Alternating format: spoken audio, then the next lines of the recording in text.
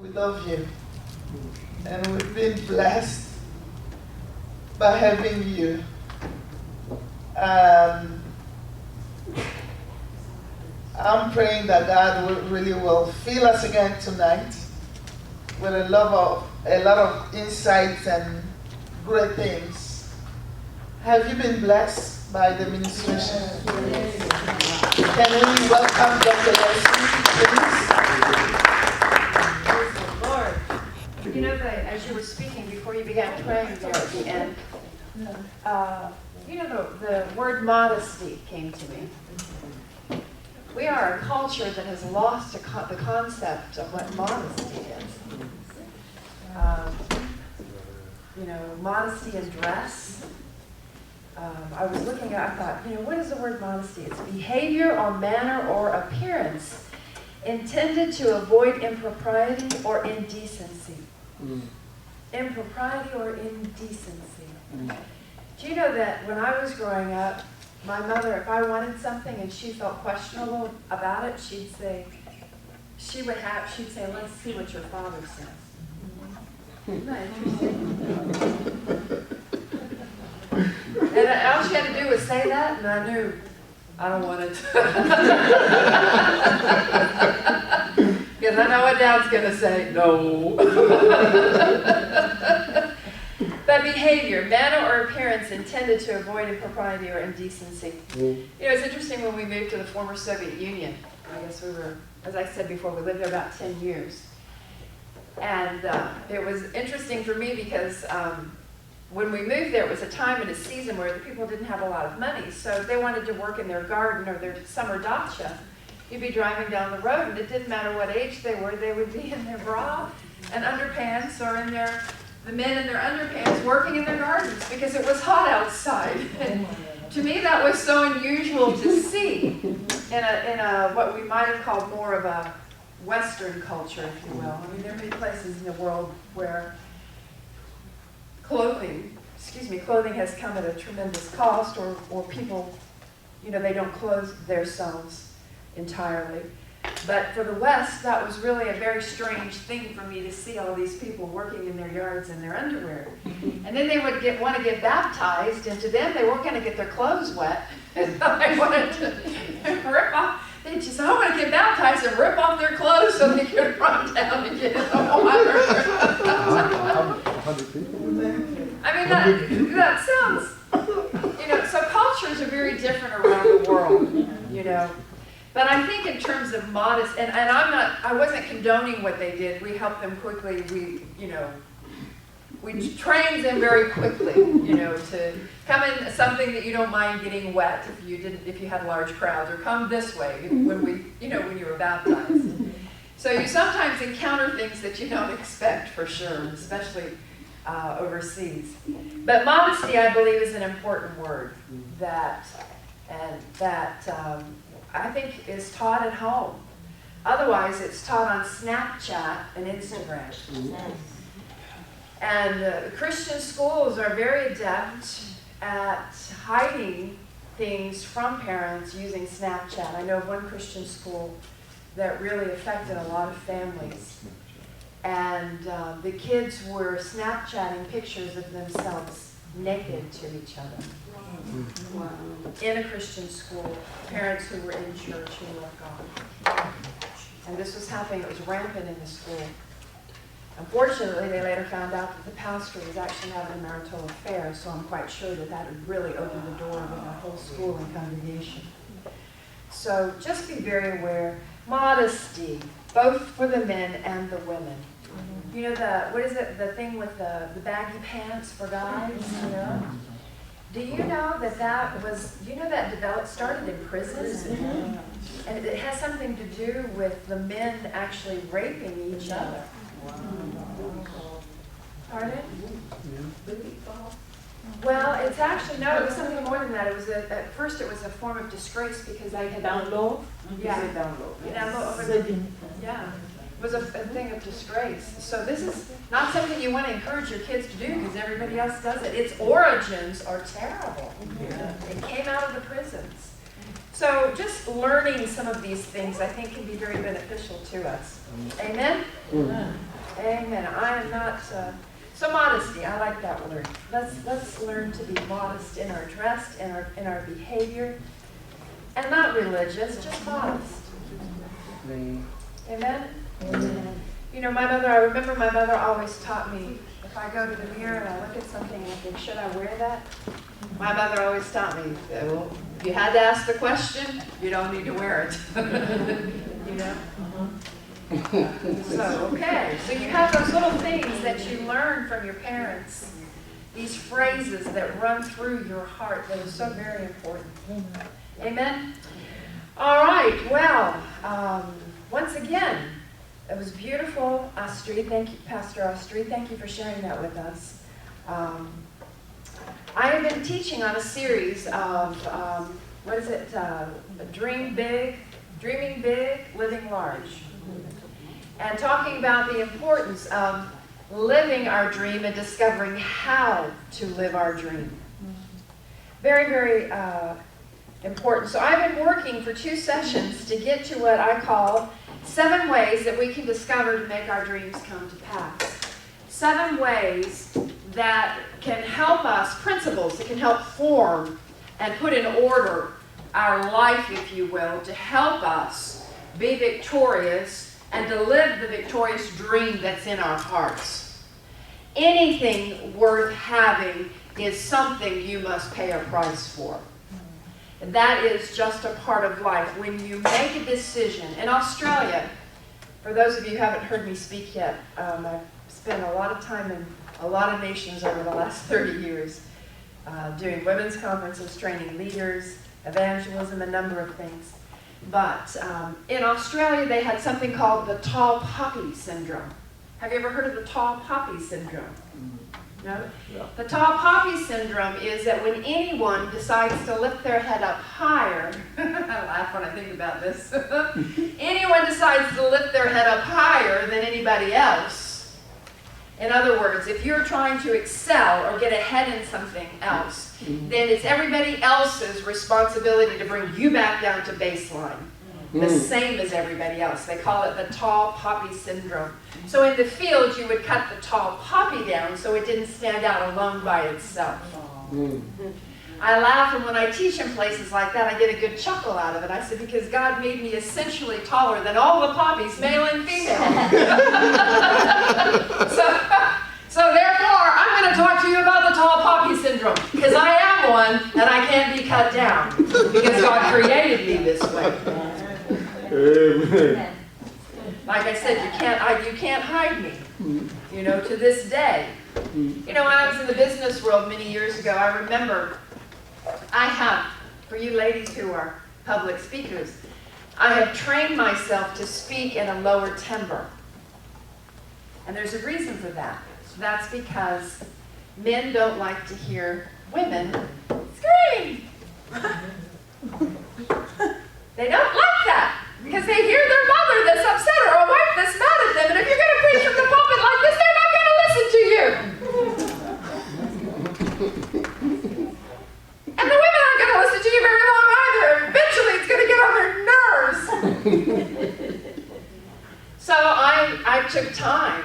I learned to speak from here and to breathe so that I could project my voice further or farther, and so that I could try to take off some of the sharp edge of my voice. Now, I don't always do it. I'm sure when I get excited, it can get pitchy out there. But when we learn things, why am I sharing this? When we learn things that will help us in our ability to minister to people, whether we be in the pulpit or we be working with them every day in life, we learn to develop our skills and our abilities so that we can reach more people. I'm not called to minister just to women. I minister to the body of Christ. So I work to present myself in a way in which I can minister to both the body of Christ and to women. And it's helpful to discover that. So 7 ways to help you discover to make your dreams come to pass. If you remember on night number 1, we began talking about The first and one of the most important things for us to do, and I briefly touched on this the first night, is we must, the tall poppy syndrome, let me get back to that one. The tall poppy syndrome. If you want to step out and do something in life, you're going to be a tall poppy. Because what you are doing is you are willing to say, I am going to do this, and I can do this, and I will do this. And the minute you make that stance, all of those things around you that don't see you the way you see yourself, those voices will arise to try to contradict, to intervene, and prevent you from fulfilling the desire that's in your heart. So that's why we first, number one, make sure that our dream is in agreement with God. Why? Because this produces confidence that you have a partner in your dream. The most important partner that you can have and discover for your dream is first when you learn to identify with the living God. There is no partner greater than the creator of the universe. And if I had time to teach you, I would teach you on practicing the presence of God and understanding that He is in you, He is on you, He is with you, He is in your words. Everything that you do, He surrounds you and stays with you.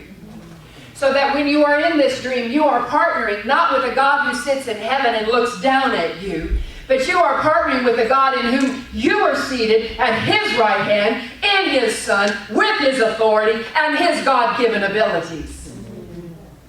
So, when I understand that I don't approach my dreams trying to get at heaven to get agreement, trying to get at heaven to get something from Him, as I will often say, you have to determine in life whether you are a beggar or you are a believer. Because a believer says, because I know in whom I have believed, and I understand that I am seated at the right hand of God, far above all principalities and powers and rulers of darkness and spiritual wickedness in high places. Therefore I know that God and I, we are a team. The two of us together can accomplish all that He puts in our hearts to do. Hallelujah. So establish, why do you want to know if your dream is in agreement with God? Why? It produces confidence that you have a partner in your dream that will help you make it happen. Folks, I have been in the middle of China. Does anyone here, some of us are old enough to remember the Tiananmen Square protests? Yes. 1989? My husband and I were in that square, not as protesters, but we were delivering hundreds of books and Bibles to the nation right at that time.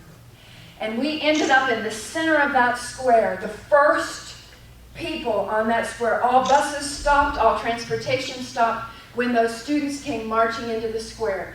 And we had approximately 3,000 tracts that we were able to pass out to all of those students. We later learned that many of those received Christ. Some of them became leaders in the underground church. And we had that validated to us. Yes. But do you know when we went to China? We were supposed to go with a group that was coming from Redding, California. They were getting their visas. They were all planned and ready to go. And our Philippine itinerary had been canceled. So we were going to go to China with this group for these 30 days. Kevin and I were sitting in a Filipino mission when he told us that 30 days of our itinerary had been canceled. And this group was going to China. Kevin and I did not even pray. We just immediately said, we'll go. How could we do that? Because each one of us is in living fellowship and communication with God. He's our partner. He's ready to give us an answer in every situation. He will not leave us. He will not forsake us. So, it ends up that when that 30-day period of time came, no one else went to China. It ended up being Kevin and me and an interpreter from New Zealand who spoke a little Chinese. Now, we went with a reputable ministry out of Hong Kong, Dennis Balcom's ministry. And he's had amazing impact over China over the last 40 years. But here's the deal. We got out into the middle of China and we ran out of money because we had to change tickets in order to be where we needed to be. Because we picked up a signal, talking about God, your partner, we picked up a signal from heaven that we needed to change our tickets, and instead of going from Guangzhou to Beijing and then to Xi'an, we needed to go from Guangzhou to Xi'an and then to Beijing. So we took our last cash and we changed our tickets to get out to Xi'an. Now, when we got out to Xi'an, I mean, I was excited because God had said, it felt like the Lord had said, change those tickets and go to Xi'an now. When we got out to Western China, our contact was under government surveillance, which meant when we called them, they said, do not call me again. We cannot we cannot have any association with any foreigners because we could be kicked out of the nation.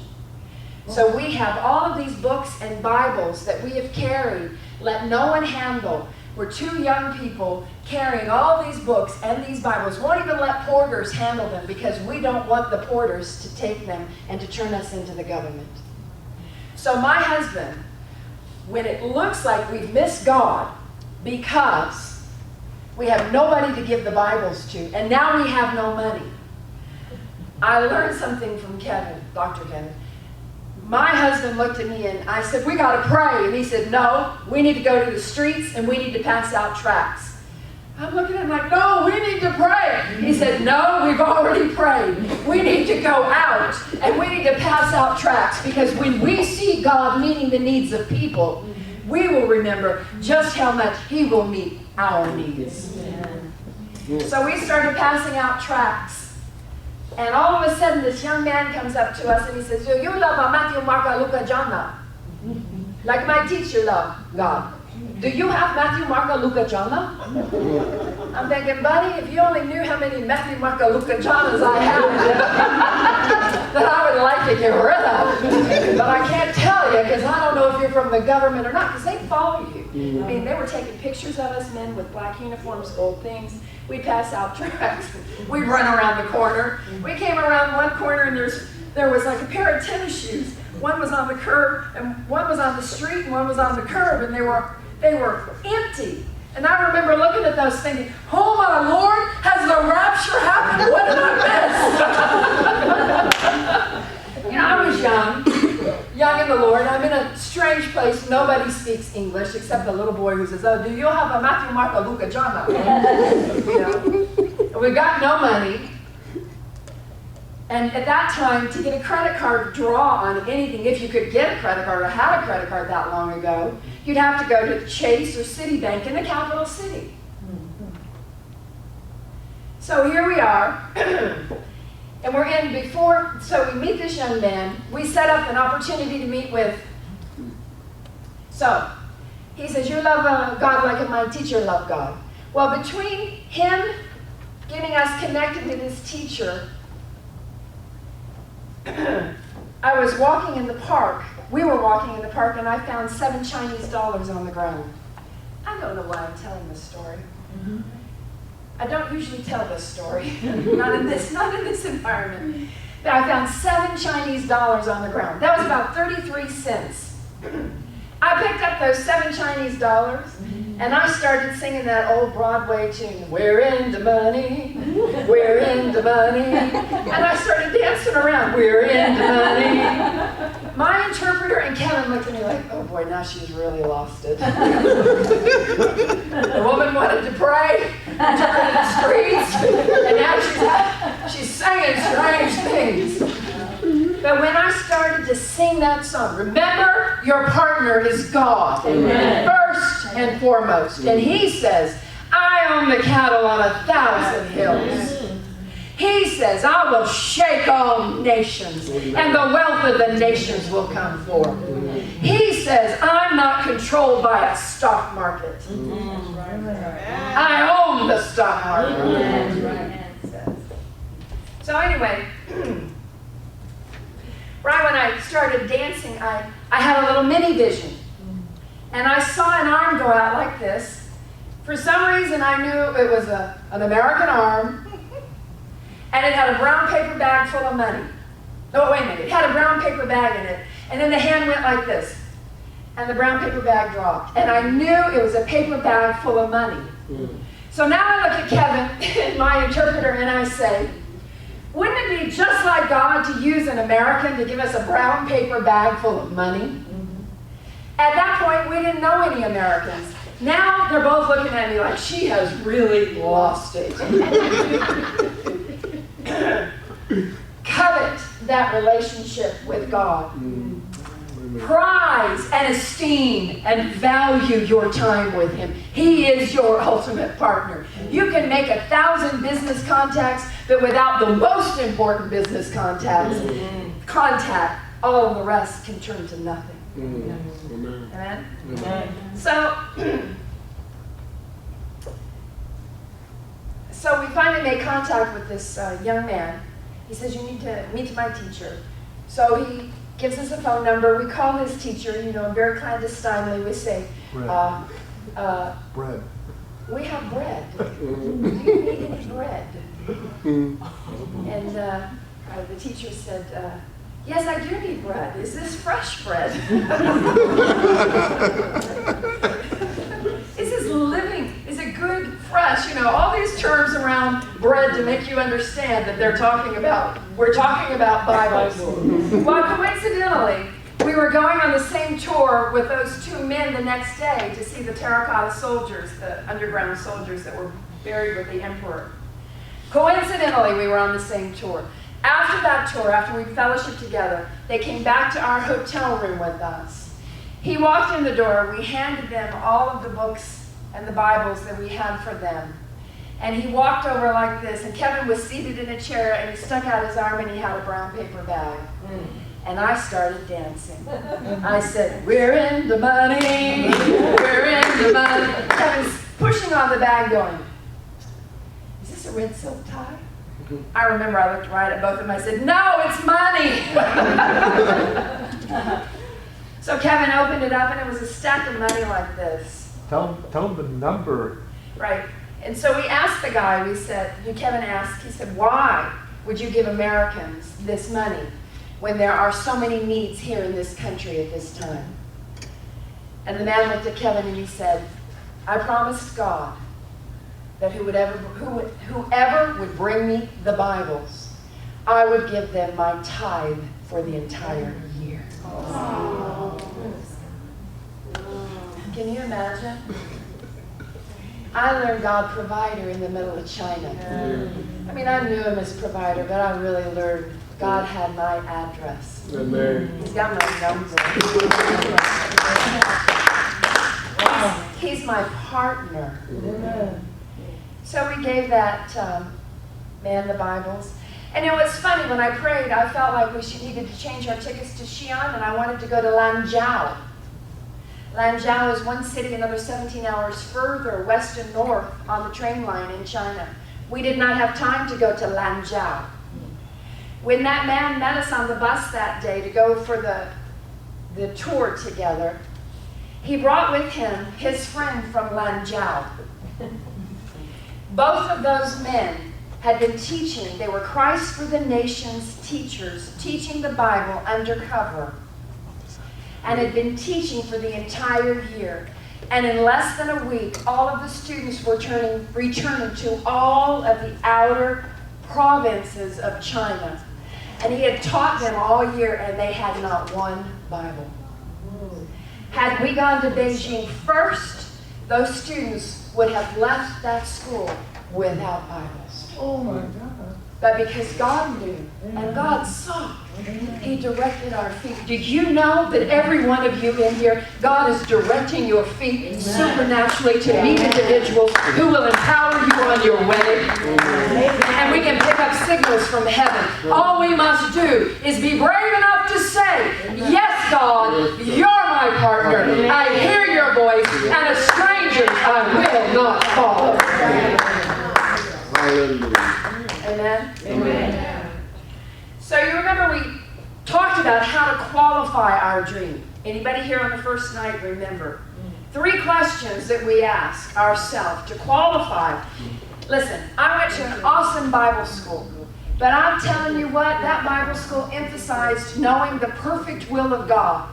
It became so difficult to understand how to know to make sure that I understood that it was, and absolutely beyond a shadow of a doubt, I was hearing to know that I was going to be, or might be, or would be, or could be in the perfect will of God. That you just see thousands of students paralyzed after Bible school because they're waiting for the perfect will of God. So true. Yeah. That's true. So, what were the 3 questions we asked on the first night? Anybody remember? To qualify the will of God. Is it good for God? Is the dream that's in your heart good for God? Number 2.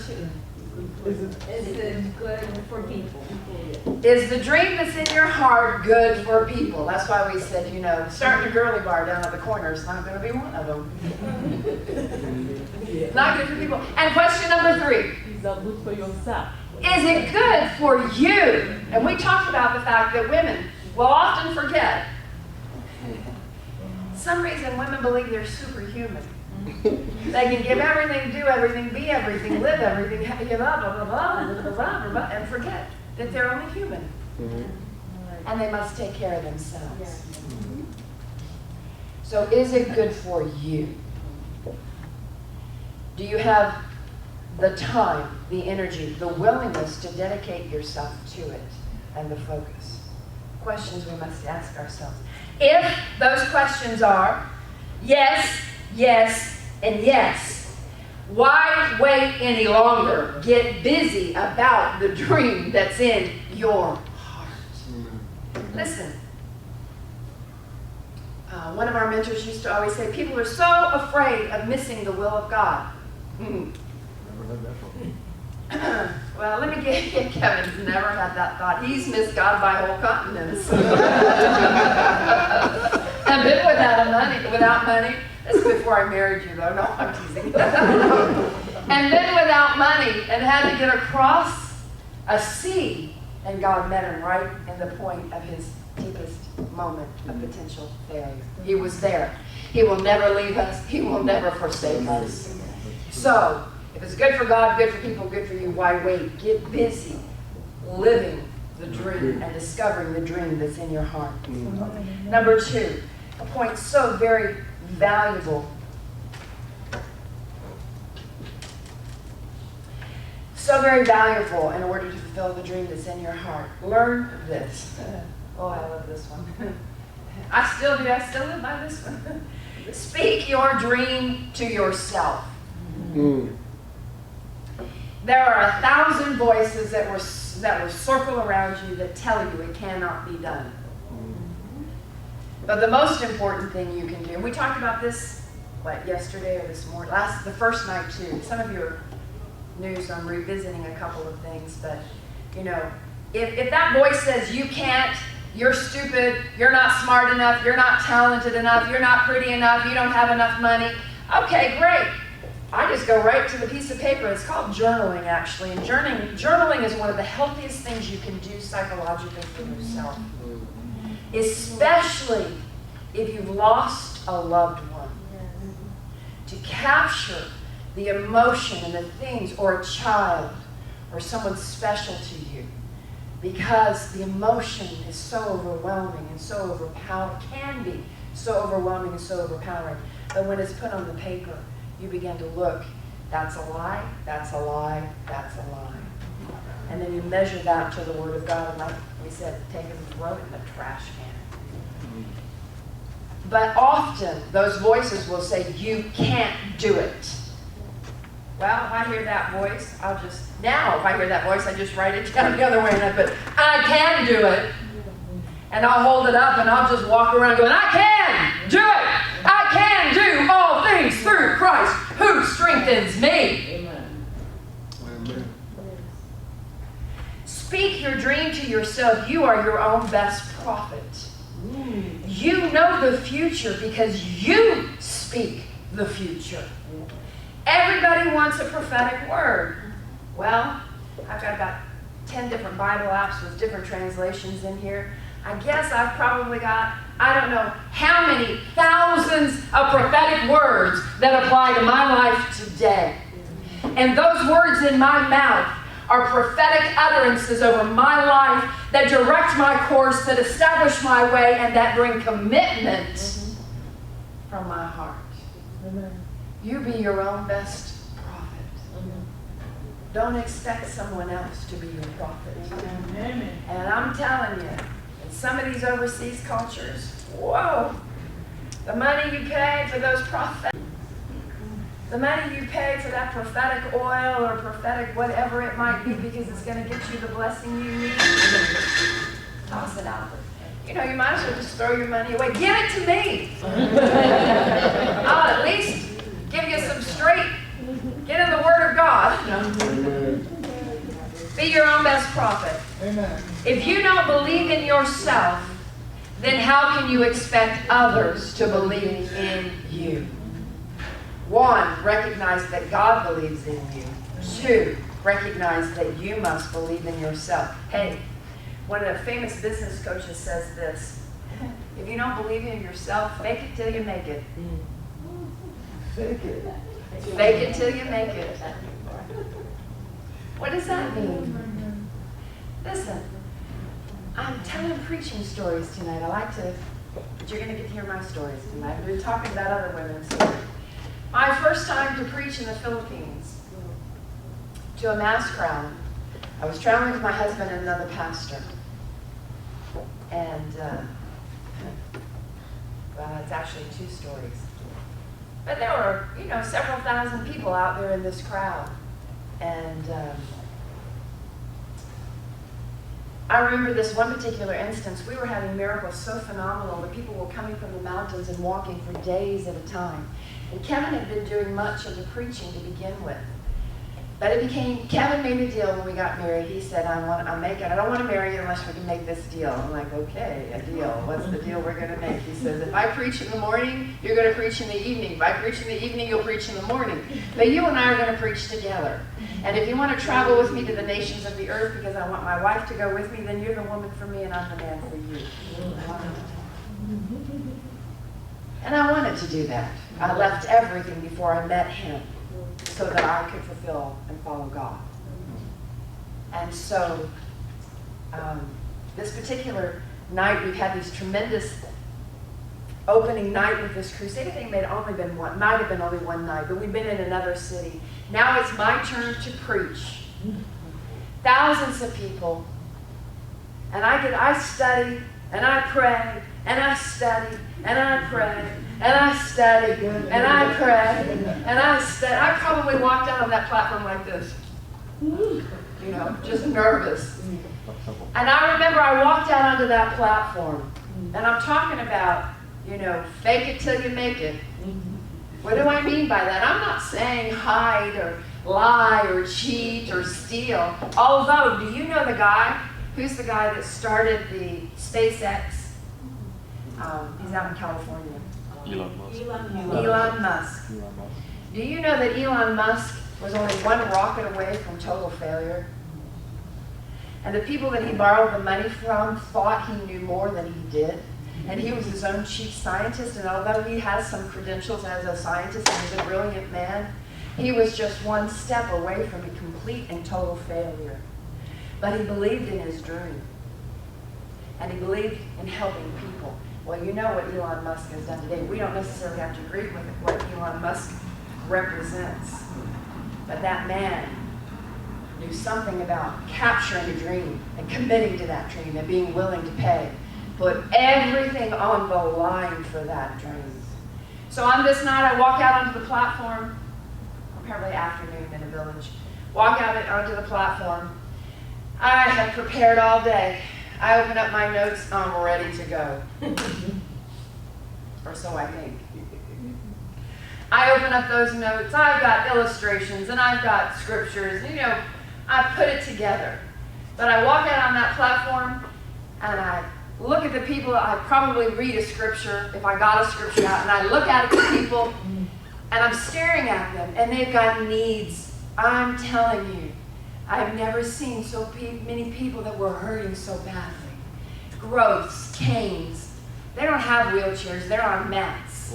You know, just all kinds of things that you could see. People that were blind being led by other people. And I saw all this, and all I could say was, people, Jesus saves, and Jesus heals. And then Kevin saw me, and I could see him, he kind of went like this, like, say something else. So I thought, okay, I went to Bible school. I went back, got myself together, got my notes out, and I got ready. I can do this. Deep breath, walked back out to the edge of the platform. I probably tried to read another scripture. I looked down at the people, and I said, people! Jesus saves, but Jesus heals! Kevin looked at me. Now he's doing it a little bit more. I know he's thinking, you're going to lose the crowd. Do something. So I went back to my notes again. Listen, I'm talking about doing what you know to do and do it with all the heart and passion you have. And God will be with you. Amen. You don't have to be perfect. I'm still not a perfect preacher. Will I ever be one? Absolutely never! But do I serve a perfect God who loves me, who helps people? Yes! So I got myself back together, put my notes together. Okay, I can do this. Take another deep breath. I walked out there, and I looked at those people, and again, I looked at the crowd, and I said, people! Jesus saves, and Kevin, am I telling the truth? That was unfortunately the truth. Jesus saves, and Jesus heals. And I looked at him again, and I thought, I don't have anything else to say. I said, if you want to get saved, if you want to get healed, get down here right now. 6,000 people moved forward.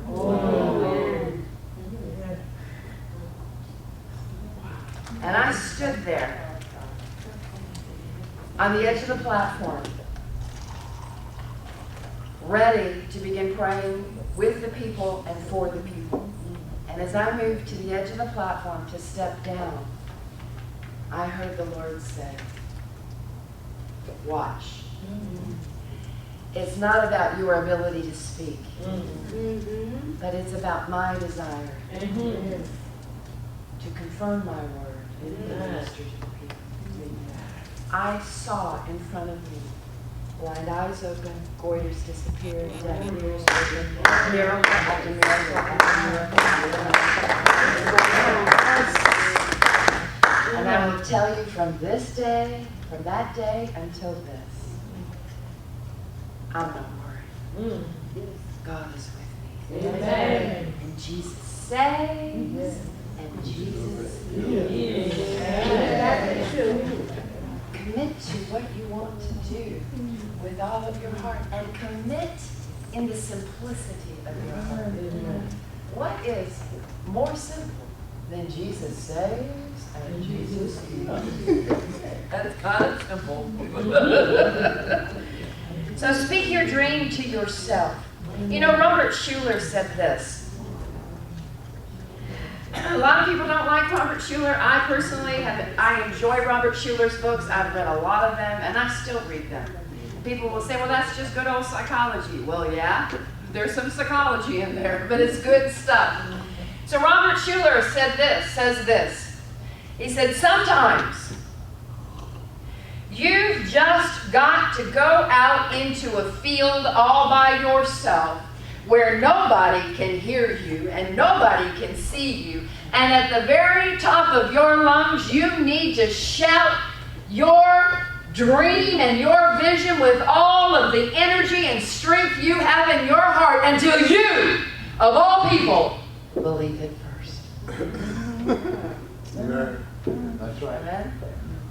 Now, you may not have a field, you may not have, a place, but you got a pillow, You got a bathtub. You've got places you can go, a garage. You got your car. I don't know what people think when they pass me in my car, because my mouth is going. And sometimes my fingers and sometimes I'm having a good old time inside of that car, because I'm letting the devil know where he belongs and letting God know who I know he is to be in my life. And I don't care if you're passing me what you think about me, because me and God are partners, and we've got something going on. Amen? Amen. All right, speak your dream to yourself. Okay, we need to move along. You getting something out of this? Yeah. Oh, yeah. Can you handle one more story?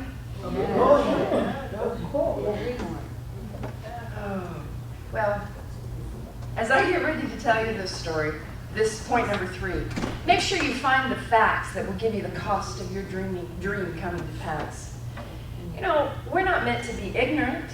We've got the World Wide Web, we've got libraries, we've got institutional courses, we've got coaches, we've got so many opportunities to train ourselves and find the facts of the reality of what we want to accomplish. You know, we have to put up a 22,000 square foot building right now. I mean, we've got the framework, but we have to finish renovations on it. I mean, according to them, they're telling me I need $4.5 million. And I said, okay, that's the biggest one I've ever believed for. That's pretty good. So what am I doing? I'm telling you, I'm listening to the word 24/7. I'm minding my words. I'm speaking. I'm declaring, I'm envisioning, I'm thinking. I'm hiring experts. We are hiring experts to help us in the areas where we are weak, to understand what we must do to accomplish that goal and that dream. And I tell you, it will be accomplished. And we'll have a women's conference over there, and you can invite everybody. How about that? So find the facts that give you the cost of your dream. I have a hero I mentioned the other night. Jenny O. Chang is her name. Jenny is from Australia, and Jenny was a beautiful young divorcee that decided she was going to go to Bible college. And she had 2 young children. And so in Bible college, they encouraged everybody to believe God for a vision, something that he would have you to do. And so one day towards the end of this time frame, Jenny was praying in the like, what do they call that, the fellowship, when you're teaching everybody all at the same time. In the devotional time, the chapel time, they were on their faces praying before God, and Jenny had a vision. She saw herself coming up to the edge of a hill and saw a great valley, and she knew there was an orphanage there in that valley, and that she was supposed to go there, and that place was called Sri Lanka. Well, Jenny didn't know anybody from Sri Lanka, so she decided to meet with, I know this story because we are friends with the Bible school director. That was the director at that time. So she decided to meet with the Bible school director. They sat down. She said, listen, I'm making my plans. I'm graduating. I'm going to sell my house, and God has given me a vision. I'm going to take my children, and we're going to move to Sri Lanka. And the director looked at her and said, that's not God. You're a woman, and you're a divorcee, and you have 2 small children. But she said, but you told us to believe God for a vision or for a dream. And so he said, Jenny, you're a woman, you're a divorcee, and you have 2 small children. So Jenny didn't bring it up anymore. She went home, she sold her house, and she went down to the local travel agency to buy her tickets for herself and her 2 children to Sri Lanka. Remember we talked about, was it the first night when I was interviewed on national television down in Costa Rica? And they asked me, what do you think is the thing that women deal with more than anything else? And I said, it's what? The need to ask permission. Yeah.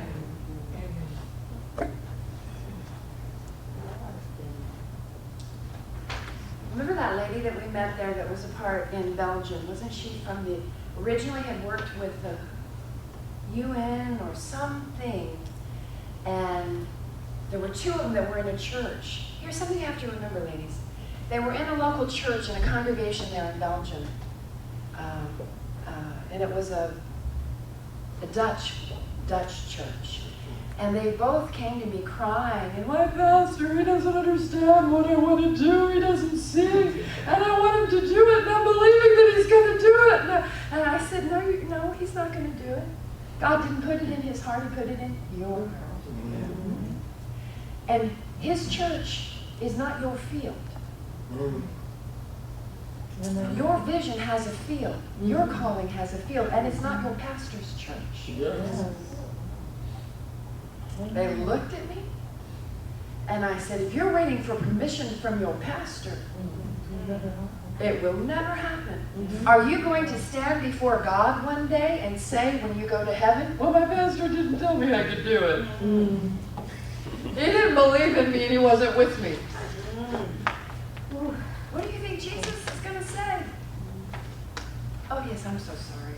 I tried to talk to your pastor. He didn't listen to me either.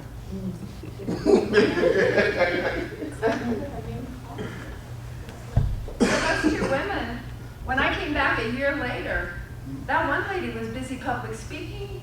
I mean, they had just begun and began acting again because they quit asking and waiting for permission. Now, am I saying that everybody's to be rebellious to authority and avoid wisdom and counsel? No, not at all. So Jenny went down to the local travel agency to buy her airline tickets. And she was telling the person there, I'm going to take my children, we're going to go, and we're going to serve in this mission, and I've had this vision, and da-da-da. Just described all these graphic details of what she was going to do.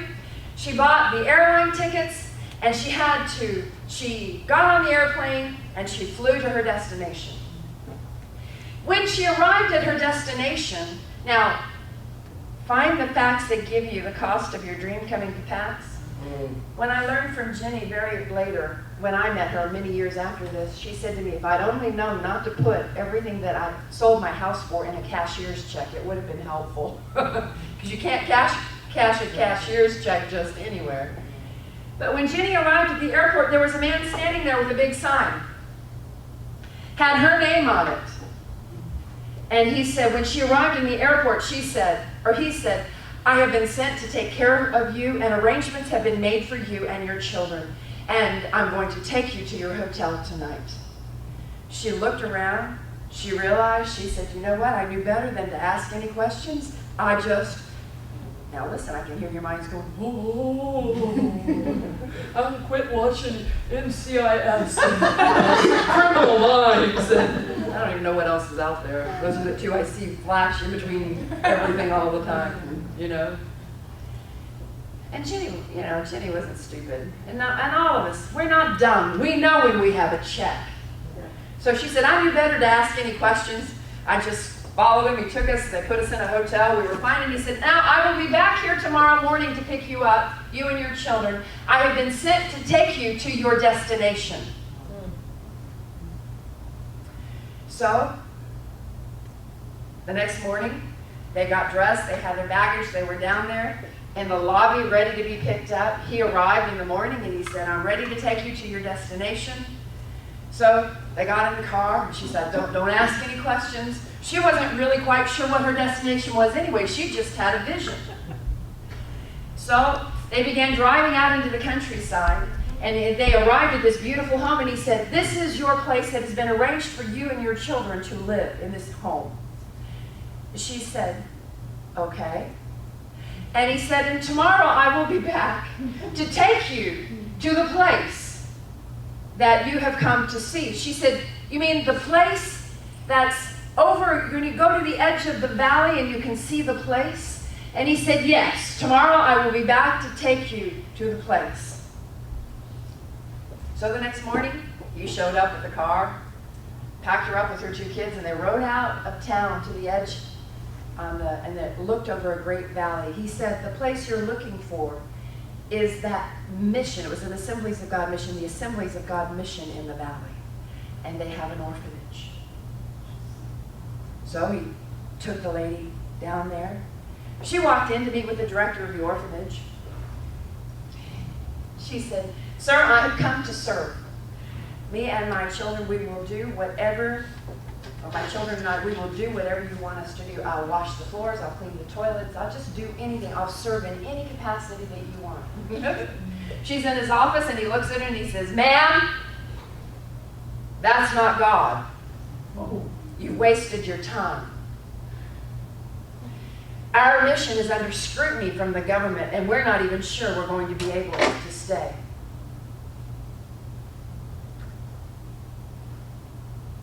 So she said, well, he said, do you have a visa? She says, for 2 weeks I have a visa. He said, well, you'll have to go in 2 weeks. So she said, well, I want to serve while I'm here. So she walks out of the mission. The man's there to meet her in the car. Sharing your vision so passionately with the person who was arranging the airline tickets for you, that he decided that any woman who loved my people that much, I was going to make sure that their vision would be a reality and he would make sure their vision would be a reality and a success. She said, well, sir, it's all for nothing because he's told me that they're not issuing visas and that I won't be able to stay. He said, ma'am, I want you to know that I work in the consular's office and I am responsible for all visas for the nation of Sri Lanka. And I am able to grant you anything that is required in order for you to work in my nation. And that's why that man called me. Hallelujah. Now I'm talking to you about my heroes of faith. Heroes of faith. Do you live in the comfort of America where you've learned that the harder you work, the more you get? Or you learned to step over into God's kingdom and God's ability and God's opportunity because He can multiply beyond your wildest imaginations and push you forward in the dream that is in your heart. Hallelujah. Amen. Hallelujah. When I met Jenny Ochen, Jenny was now living in Kenya. She fulfilled that vision and that season in Sri Lanka. And when I met Jenny, this beautiful white Australian, and this was a lot of years ago, she moved into Kenya and she met this beautiful, tall, handsome, black African man who was full of faith. And he's not the preacher. But boy, can he build and do everything that needs to be done. And they took me out across the countryside because I'd heard about Jenny. If you get to Kenya, you got to meet Jenny. So I'm riding like 3 or 4 hours out into the middle of nowhere, you know, with this taxi driver that I don't know. And this taxi driver said, I'm saying, you told me it's coming. It's here, it's coming. I said, it's coming next week. It's coming tomorrow. They told me that they hooked me up with a good taxi driver. It's coming. He says, oh yes, it's coming. So it seemed like it was 4 hours out into the middle of nowhere. We pulled up onto this large mission. And there Jenny and her husband had a Bible school, a beautiful church building, and hundreds of congregants in that church. When Jenny told me the story, I said, Jenny, what about your children? She said, oh, my children, they love God and they serve God. It was an adventure that we had together where we saw God, my husband, their father, provide everything we needed every step of the way. Hallelujah. Some trust in chariots, some trust. But I trust in the Lord my God. Amen. Who are we trusting in? Speak your dream. You speak it. We know the director of the Bible school in Australia that said all of it was not of God. And we asked him, we said, hey Jim, what happened there? He said, yeah, I missed it. I was wrong. He said, I changed after that. God can use women. I'm thinking, oh, God can use women. All right, find the facts that give you the cost of your dream. You know, whatever you're going to do, it is wisdom. And that's why I created that 7 steps, the workbook that I have. 7 steps to live your dream. You establish your litmus test. That's ask those 3 questions. Is it good for God, good for people, good for me? then you really want to capture your dream. In other words, the reason I created that creativity brochure over there, 10 ideas to cultivate your creativity, is because when you capture your dream, you want to understand, you want to capture the colors, the ideas, the beauty around the dream in which you want to live. In other words, we have someone here who is a dietitian. You're a dietitian. Well, you know, what's the beauty in the color? I mean, you have the whole color wheel in your dream because of food. It reflects all of the color wheel. And so those colors reflect who you are as a dietitian. Doubtful that seeing a dietitian that was pure gray and black and white in their advertisement is going to be enticing for someone who wants to eat good food. Yes. You know? So discover the sights, the sounds, the colors, the smells, the information that makes your dream come to life. Because when you find the facts of your dream and you're ready to make that come to pass, I got ahead of myself. You want to be able to instill that dream, that vision in other people. Your ability to articulate what is in your heart. Kevin and I believe that through the lives that we will impact and train, that we will reach 1 million souls. How will we do that? We are empowering dreams in the global advance of good news. How will we do that? Through mass media, mass outreach, and mass discipleship. How do we do that? Through innovation, technology. I mean, I could just, all of these things are inside of me because it is the dream that's in our heart and the vision that we desire to fulfill. And we are refining that even now for this next phase of 20 years of ministry as to how we will do that. So that I am ready to articulate my elevator speech. You ever heard that? Yeah. But from the 10th floor to the 1st floor, you are able to give somebody the dream that's in your heart and clearly give them the opportunity to engage with what you've shared in the time it takes to get from the 10th floor to the 1st floor of an elevator. You must be able to capture the dream and instill that dream in others' hearts. Point number 4, remember to always find someone to agree with you. That's where you are envisioning others. Why is that important? No load is too heavy when you carry it with a friend. You don't need a whole audience cheering you on, but one good friend clapping. My husband said this, one good friend clapping is better than a gallon of water and a walk through a desert. Because the water will run out, but the friend who stands with you will be with you. Are you hearing me? Avoid, so find someone to agree with you. And remember this, that isolation is the enemy of dreams. And it is the elephant that is in the room for many. What do I mean? I have a dream. Am I worthy to share it with anyone else? Am I worthy to tell them? Am I going to be a Joseph? Yeah, you may be. You may end up in a pit because you dared to open up your mouth and share the dream that's in your heart. But when you find yourself in that pit, if you find yourself in that pit, a pit of failure, a pit of fear, a pit of lack, a pit of not enough, nedostatki, we say in Russian, a lot, not enough. God will meet you in that pit. God will raise you out of that pit. God will place His favor upon you. God will work with you. God will stand with you. And God will never leave you. Amen? Hallelujah. So remember that. Well, I've got so many stories there, but we'll keep moving on. Now, point number 5, remember this. Avoid discussing your dream with those who could kill it. But you know what? I forgot to say, give you a definition of isolation. Listen to this. Isolation tells us no one cares. Isolation tells us we are all alone. Isolation tells us it's impossible. Isolation tells us we don't count. We're not important. Isolate, the definition of the word means cut off, seclude, separate. The opposite of isolate is to include, to integrate. Remember, to form, coordinate, or blend into a functioning, unified whole. You need people who can help you. Learn to envision others. Your dream must be able to be communicated, and it must be portable, it must be memorable, and it must be motivational. Are you getting something out of this? I'm about to wrap up because it's getting late. I said I was going to get through this tonight.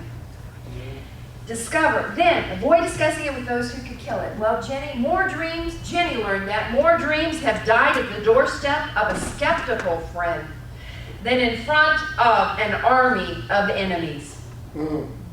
Be a dreamer. Select your friends wisely. You don't have to convince your friends to believe in you. If they don't believe in you, find some new friends. Add some new friends. Yeah. Why?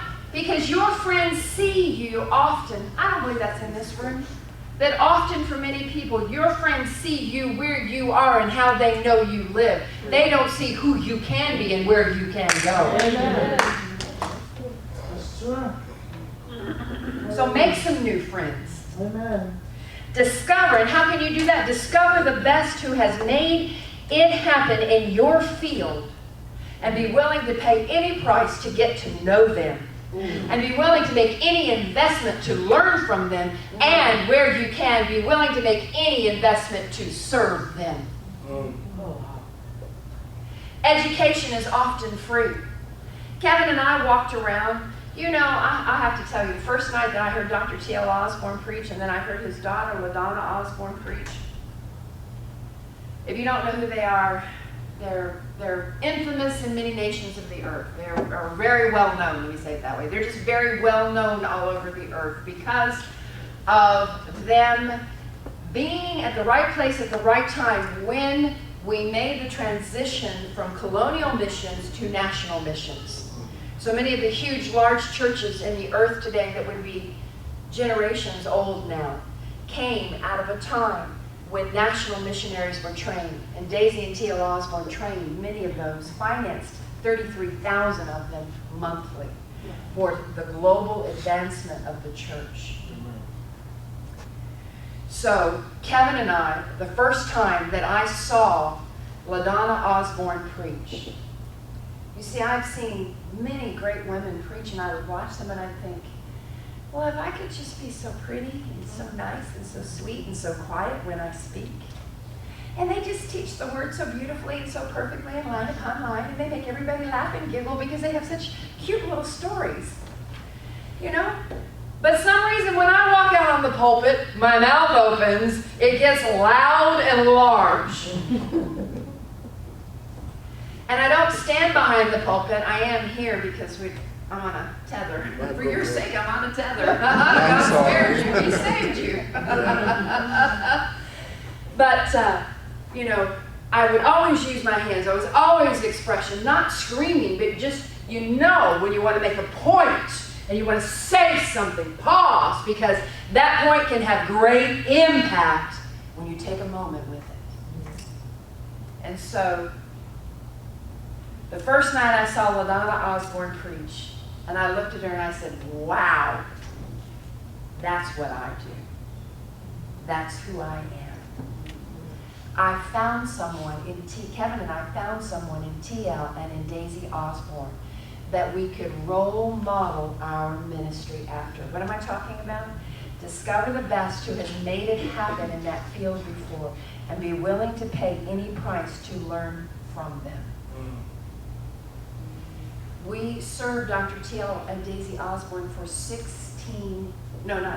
Dr. T.L. Osborne for 16 years. He did not pay us a salary. We served him and we worked with him. But from that relationship, we gleaned a great depth of wisdom in how to train people, how to believe in people, how to impart life to people, how to conduct mass evangelism, and as Dr. T.L. would say, how to help the women. I have one of those books over there. I think I have enough of those for everybody where T.L. writes, If I Were a Woman. It's a good little book, and I'll give that to you. If I were a woman. Find somebody who's done it before. You know, it's said this way. People will say, well, I need a mentor. I like to tell people when they say, you know, or they say, I want you to mentor me, I like to tell them this. You know, I heard a famous preacher say this one day. The definition of the word mentor, would you like to know what it is? Anybody interested? Or are we tired and ready to go? No. No, we want to know? Okay. The definition of the word mentor, are you ready? Mean. Mean. That's true. It is true. I know. Why? Because a mentor is meant to help you grow out of the weaknesses that you currently have in your life. And whenever you have to stretch to the next degree, to you it feels like meanness or required discipline of your soul, your flesh, or even your spiritual disciplines. When we began working with Dr. T.L. Osborne early on, we were conducting a mass evangelism in the Ukraine. When we went out to do that mass evangelism, the day before we were to go out to do that meeting, the government canceled all of our permits. The pastors always drew from the committee. We had already published $65,000 worth of books. Yeah. We had already hired all of the stuff that we needed. The government withdrew our security, our police. They refused to give us anything. And they gave our field that we had permitted to us to the Baptists who hated the charismatics in that town. So now here's Dr. T.L. Osborne, who's been doing mass evangelism for over 60 years. And he arrives in the Ukraine, and Kevin and I have to sit down and tell him that we're going to go out on a field. And Dr. T.L., they've canceled our permits. They've canceled everything except we did what the law said, and the new law in the Constitution of the Ukraine at that time said if you give the government 7 days notice, you have the right for public assembly. We had that letter issued by a lawyer, and we had done it. And then we found one man who served in the EU as a representative from the Ukraine to the EU. He was a believer, and he said, I will go out with you on the platform that first night. So we walked out in front of, I don't know, maybe 40,000 people on that first night because Kevin convinced the Baptists not to put their platform there. We got our stuff out there. A banker there had a big security force because we had been threatened that they were going to stone us. They were going to, I mean, you have no idea that we had to have bomb-sniffing dogs. It was just a crazy world. They removed all 26 police. They removed all 26 police. So we walk out on that platform that night with that letter and with that man from the EU. And do you know what? Nobody came against us. Nobody stopped us. And we had a great victory for several nights in a row. But on that first night, when we came back to the hotel, and I'm telling you this story for a reason, because mentors teach you something. When we walked back to the hotel room, Kevin and I and Dr. T.L., and we got to his door, he had the door to his, he was standing in his doorway at the hotel. And I looked at him and I said, Dr. T.L., oh, I am so sorry that we didn't have everything. I'm so sorry that we didn't. I start to go through this guilt list of all the things that we didn't deliver, that we had promised that we were going to deliver. And he looked at me and he said these words. And I was this far from the door. He said, we had a good success. Good night. And he slammed the door. And I stood there. The door was right here. And I thought, we had a good success. Good night. Go rest. What do you do in that scenario? I learned something from him that was called discipline of thought. Mentors teach you things that you might not be able to learn on your own. You cannot please all people. You can please very few people, actually. But you can please God and fulfill the dream that He's called you to do. Amen. Amen. All right. So, point number 7. Let time be your friend and not your enemy.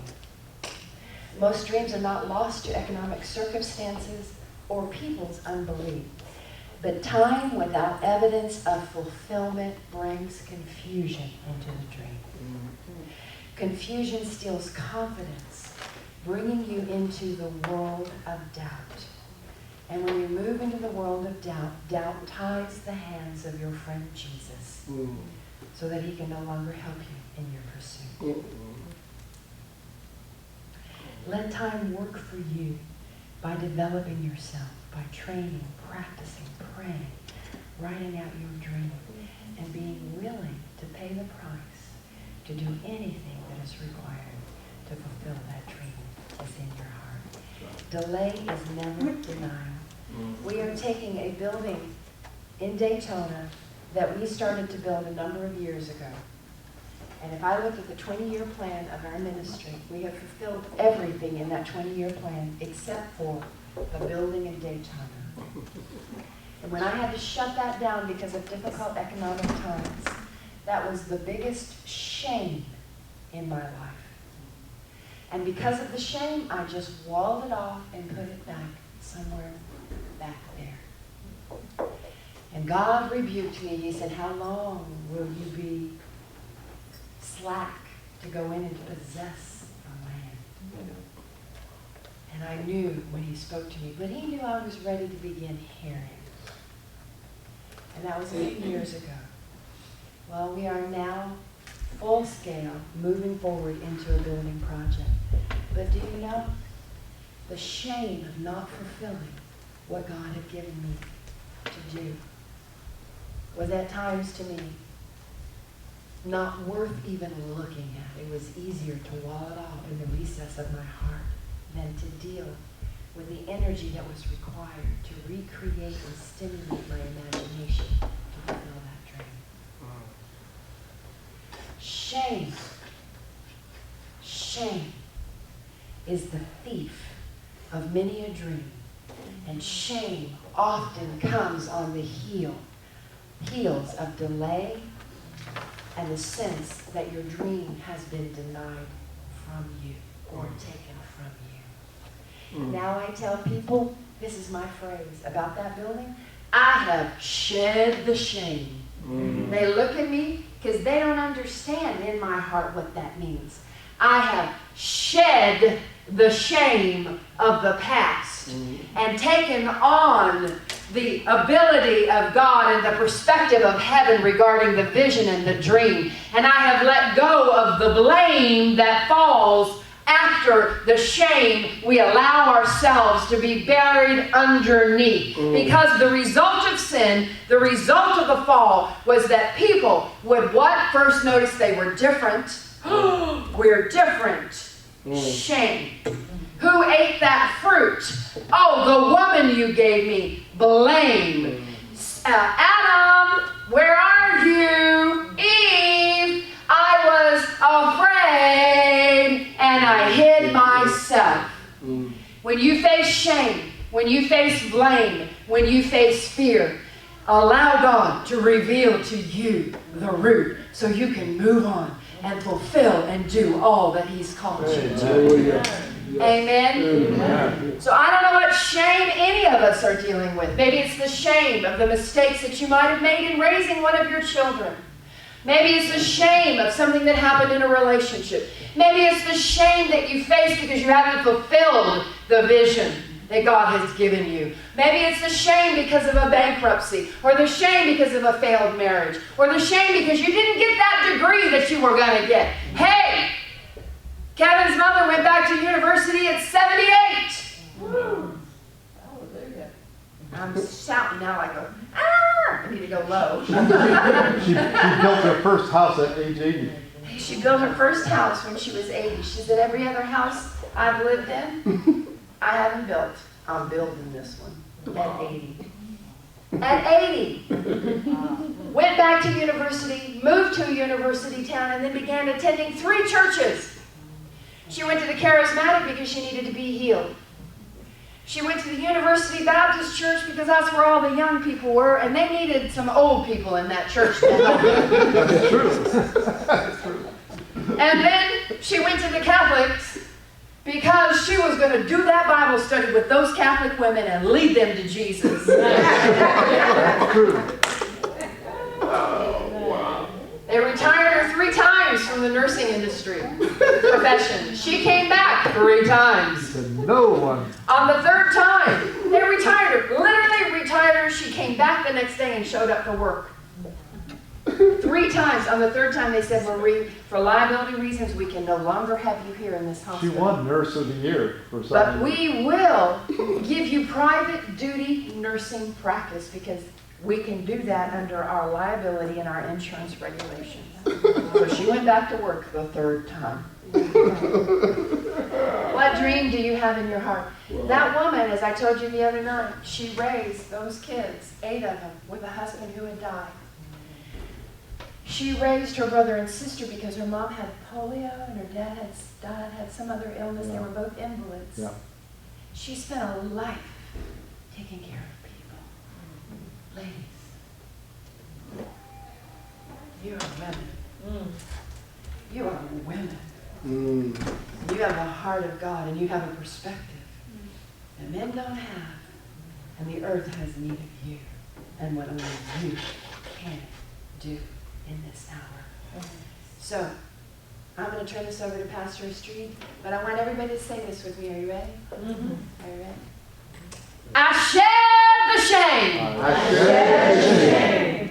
I let go of the blame. I let go of the blame. I grab a hold I grab a hold of the living God, of the living God who says who says all things all things are possible. are possible. And I say, And I say, fear, get thee behind me. Nothing, no one no one has power has power over the living God over the living